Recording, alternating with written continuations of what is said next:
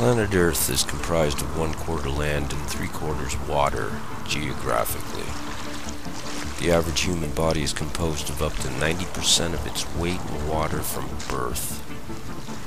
The human fetus spends 9 months approximately in utero and in water. All living creatures that have breath are born in and or from water. The Earth contains roughly 368 trillion cubic meters of water. Humans throughout history have used less than 10% of the world's water resources at any time. The average modern-day human being uses approximately 100 gallons of water a day. That is 5 times the weight of the average human being, over 800 pounds. The average healthy human being will drink up to 3 gallons of water a day. All of the planet's most ancient mythos, theos, and cosmologies record creation events that begin with water. All laws, since primordial antiquity, were written to regulate land and sea separately. Laws pertaining to land became the law of the land, or rather natural or common law, and laws pertaining to the sea became law of the sea, or rather maritime Admiralty law, which is international law and the same everywhere in the world, no matter where you go. All laws since time immemorial originate from and are based upon ecclesiastical or canon law via the ancient laws and ecclesiastical right of kings. Natural or common law primarily preserves the inalienable rights and needs of human beings who live on land, differing between nations. The law of the sea, or maritime admiralty law, primarily grants the right that is legal to conduct merchant, banking, corporate, international commerce. Seeing how living persons cannot live on or in water for extended periods of time, and the Earth's seas have been used primarily for travel since antiquity, regulation of the sea for merchant, trafficking, shipping, and commerce through law became necessary for the merchants of nations to do business internationally. The law of the sea, maritime admiralty law, is universal and transcends all national boundaries and laws legally. What is legal is not necessarily lawful. Natural or common law, the law of the land preserving the rights and freedoms of living persons, is lawful. Maritime admiralty law, or UCC, Universal Commercial Code, is legal, and that legal robbery and murder. In ancient Rome, a Roman maxim law stated that he who will be deceived, let him be deceived, which means the responsibility of the deception is on the one that is deceived by it. Basically, if you get it up the hoop, or what we commonly refer to as being stiffed, shafted, that's your problem. Unbeknownst to everyone, maritime admiralty law, the international law of the high seas, came upon land like a flood and made every man, woman, and child since that time dead in the water. The word maritime comes from the Proto-Italic cognates mer, mar, mare, and mari, which all mean water. These cognates are found in words like commerce and merchant and maritime. The water that flows by currents in rivers is directed by the river banks. Water that flows in the world of maritime admiralty law is money, because money is water. Money is currency. It's liquid, as in liquid assets.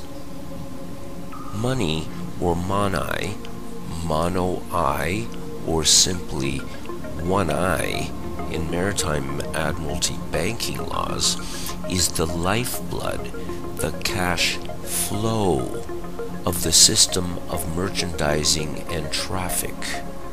To traverse this fictional world, there must be ships. Ships traverse water or the sea, and when they come to land, they come into a port.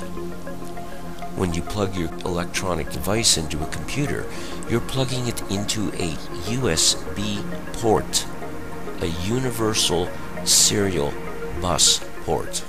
The world of the internet is analogized with water as well. We have the deep web, and when you do a live social media broadcast on the internet, you are streaming the show.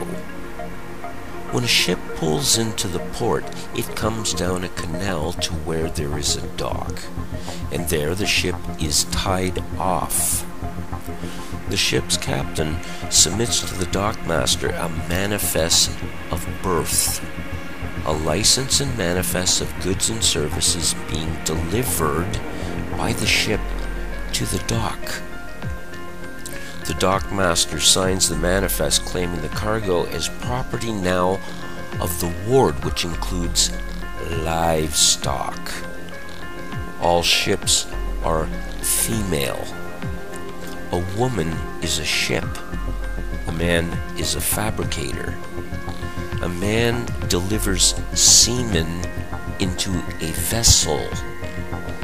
The woman bears the cargo of the semen and labors for 9 months, wherein her water breaks, and the semen in the hold come down the birth canal through a port of entry and are delivered in a hospital delivery room.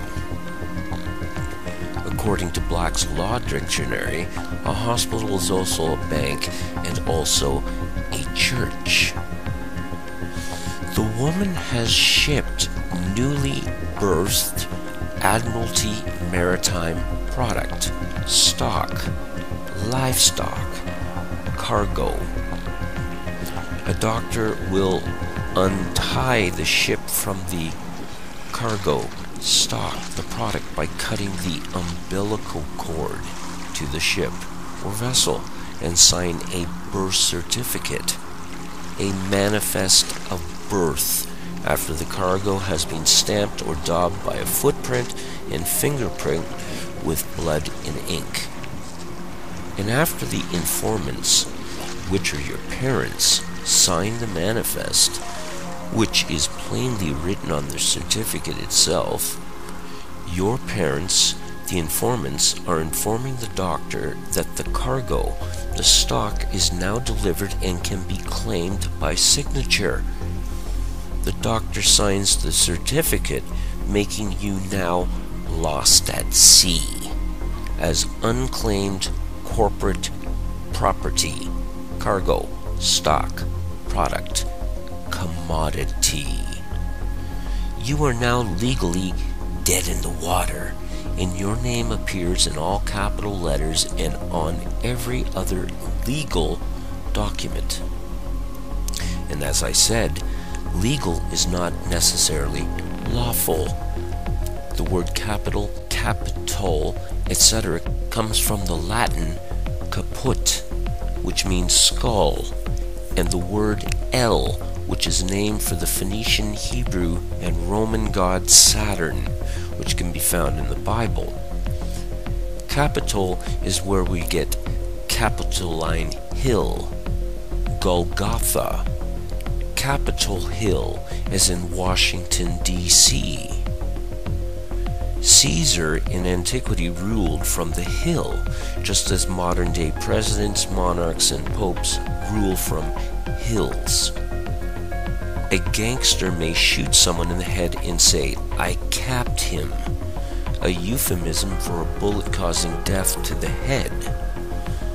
The word captain comes from the word capital, which means money, or one eye, and equals water, the currency ration. All corporations are fictional. They exist on paper as a dead body vessel, just as your name in all caps on a birth certificate. The Constitution of the United States was formed in 1776, but the Constitution of the Incorporation of the United States was in 1871. The Corporation of the United States was formed in Delaware, Maryland in 1871 and became the United States, Inc. All citizens of U.S. Inc. have a license to work for U.S. Inc. They are employees. All corporations must have three things: a president, a vice president, and a secretary-treasurer. Everything in the world of merchant corporate banking law revolves around ships, as ships are carried by the water, which is the current sea, and all corporations are ships. If you want to have a car, you must have an ownership. If you want to be a citizen of a nation or country, you must get a citizenship. If you go into business with someone, you enter a partnership. If you want to learn a trade, you may enter an apprenticeship. Want to go to college and get your degree? Get a scholarship. Want to go buy a new car? You go down to the dealership. If you are traveling by car, you may enter a township before you enter the very town. When a man and woman get married, and the word invokes Maritime Admiralty law, they enter a business contract and obtain a marriage license to do business as a partnership. If you go to a church, which means a bank according to Black's law, you are going to a place of worship. Everything is a vessel, a fictional ship created out of thin air on paper in the sea of corporate commercial banking laws of pirates of the high seas. A person, according to Black's Law Dictionary, is a monster. According to canon law, Goyim, translated from the Hebrew to mean nations, cattle, chattel, animals, beasts, non-human according to rabbinical sources which are authoritative, in ecclesiastical or canon law which includes Talmudic rulings. Goyim have no rights. Admiral or Admiralty laws apply to the authority of the captain, who is the admiral of the ship. The captain, or rather the admiral, who has absolute power and control of the ship, can make up the rules as he goes along. The word admiral comes from the cognates admire, and the Phoenician Hebrew Roman name of deity, Saturn El. Wherever there is a crown, you had better admire and have admiration for the king who is the captain, commander-in-chief, or else.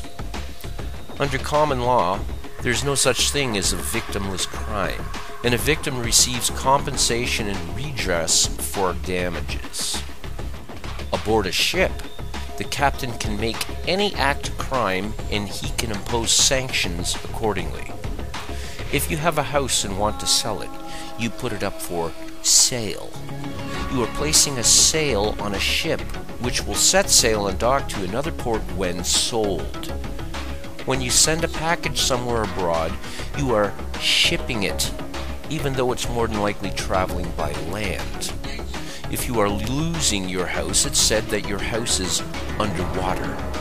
If you get in trouble with the IRS, or if you go to prison, it's said you have landed in hot or deep water, and someone has to come and bail you out. A ship pulls into a port and gets tied off at a dock. When you go to a court, your case is placed in a docket. All courts in the land are judiciaries. They are judicial courts operating under mixed Roman, common, canon, and Admiralty maritime law under a crown. They are ships docked on land. This according to the Judiciary Act of 1789 passed by Congress, which made all district courts Admiralty courts having maritime admiralty jurisdiction. United States of America and the United States are two different entities. One is a corporation, the other employees of the corporation. The United States of America never ever did win its independence from the Crown in the Revolutionary War. The Charter of Virginia of 1606 granted colonists a license to settle and colonize America by the King.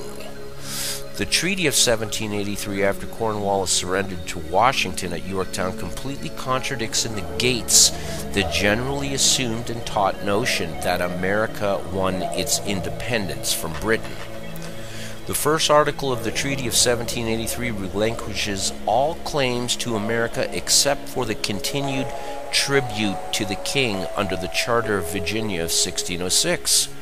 The charter was invoked by King James I, who gave you the King James Bible, and it states in Section 9 of the charter, and I quote, "Yielding therefore to us, our heirs and successors, the 5th part of all the same gold and silver, and the 15th part of all the same copper, so to be gotten or had, as is aforesaid, without any other manner or profit or account, to be given or yielded to us, our heirs or successors." The Revolutionary War was over in 1781, but the Treaty of 1783 was signed 3 years later, which means the war was not over, nor was it won. The Treaty of 1783 upheld the tribute to the King's venture by the colonists, which means America remains to this day a British colony that pays tribute to the Crown, as imposed by the Charter of 1606. America was conquered. Liberty is not freedom.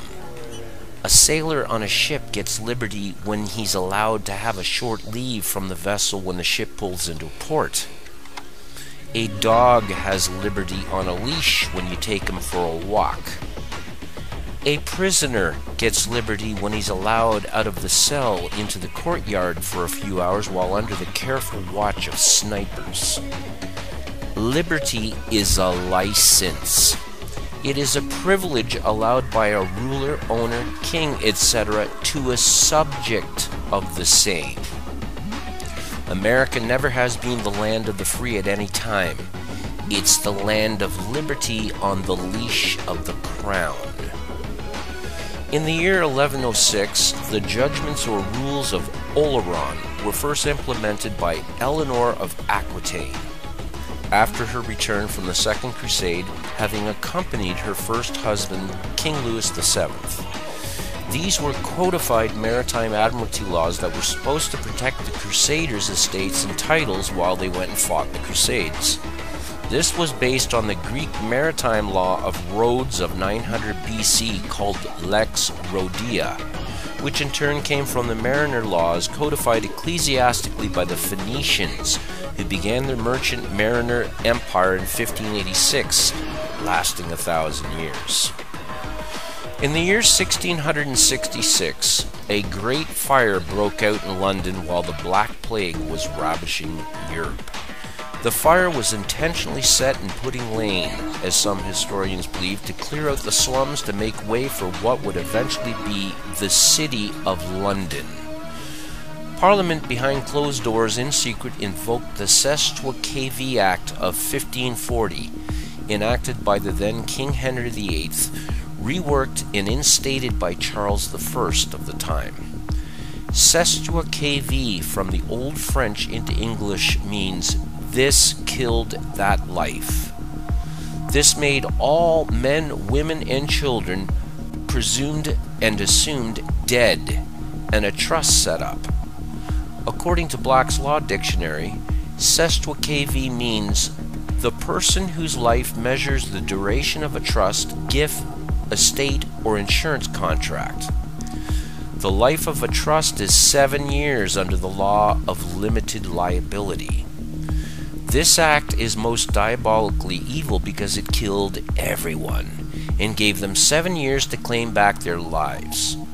The fires of 1666 also created the only parcel of land on the planet that does not have a title deed. the Golden Mile, the City of London, which is a corporation having its own flag, its own constitution and laws, its own defense and police forces. The Golden Square Mile holds the Bank of England, the London Metal Exchange, Fleet Street, FTSE Stock Exchange, the Royal Mint, and the Old Bailey Courthouse. The United States channels billions yearly to the Bank of England to pay the Crown's tribute. In 1913, the Federal Reserve was set up, the brainchild of a secret meeting held on Jekyll Island in 1910. As United States Inc.'s debt soared well above the estimated gold reserves the corporation in the U.S. held as a standard for the dollar, the Federal Reserve Act was passed on Christmas Eve while Congress is away, giving the power for a foreign corporate entity to print fiat and collect interest on monies created from thin air. A bank does not loan you money. That's illegal. A bank gives you credit, which is legal, but not necessarily lawful. In 1917, the Balfour Declaration was introduced, paving the way for the establishment of the State of Israel in 1948. The Bolshevik Revolution broke out in Russia that was funded and began by Wall Street bankers such as Jacob Schiff and J.P. Morgan. That same year, Woodrow Wilson signed in the War Powers Act that basically stated that the U.S. was stopping all trade with the enemy except for those whom are granted a license, which excluded Americans. Licenses began to be issued in 1933. In 1933, the U.S. had reached Section 11 bankruptcy. President Roosevelt amended the War Powers Act of 1917 and declared all U.S. citizens as enemies of the state. There was a declared national emergency on March 9th, with an emergency act being passed placing all power, property, and resources of the U.S. into the hands of the President under martial law that has continued ever since. This is renewed yearly by executive order. The Federal Reserve began to print fiat money. The all-seeing eye was placed on the dollar bill. All men, women, and children born ever since arrive as collateral for U.S. Inc.'s debt, as slaves and enemies of the state. The balance of debt versus collateral is determined through illegal wars for profit, where the debt versus collateral is balanced, or rather the herd of slaves is thinned out. What all this means, ladies and gentlemen, is you are all slaves and cannon fodder for the nations you are in and who are subservient to the rulers running them. You have been turned into collateral for national debts. Consider this when hearing about the imminent collapse of the economy soon to take place. When debts cannot be paid, you are said to be in deep water, and those in deep water usually drown. Shylock, according to Shakespeare, asked for a pound of flesh to pay the bill. The owners of U.S. Inc. demand the same according to Admiralty Maritime statutes you are all under. The sun never did set on the Roman Empire, and Rome is just as alive today as it was a couple thousand years ago. You are all owned property and subservient to a crown, whether you like it or not. You are all considered dead and unclaimed by the crown, who laid claim and made you their bitch. You cannot, nor are you allowed to speak for yourself, as dead persons cannot speak, and is why you need a lawyer to speak for you in a court. The dead have no rights. This is all based upon ancient ecclesiastical or canon law at its root and core. When you board a ship called a church, which is also considered a bank under Maritime Admiralty, and embark upon it, the licensed and registered pastor or priest must teach and keep you obedient to the monarch, the crown. Because he who wears the crown, which is the monarch, is the head of the ship called church. He is the king, the lord and captain of the ship called church, and the pastor or priest is an agent of the crown. Maritime Admiralty, or rather Universal Commercial Code, or UCC, is the matrix pulled over everyone's eyes that governs all, because everything has been made into ships on the sea of corporate commerce. Without their one eye, which is money, which is water, all ships are dead at sea and cannot traverse their fictional matrix they created. It's now high time for a concerted universal mutiny.